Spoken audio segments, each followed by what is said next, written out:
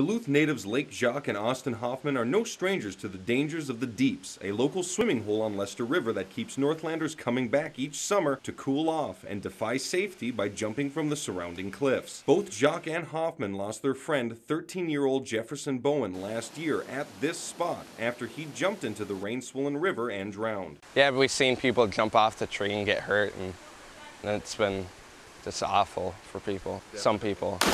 And while the area has long been considered unsafe for swimming by city officials, recent flooding could have increased the risk as boulders, sediment buildup, and timber have clogged many local waterways. Jacques remembers the river on the day of the downpour. This water was coming over the top on the day of the flood, and it's just crazy. The water is just flowing. Lots of debris all over the place that there wasn't. Hoffman recalls a significant drop in water levels in the days following. But it kind of cleared out more.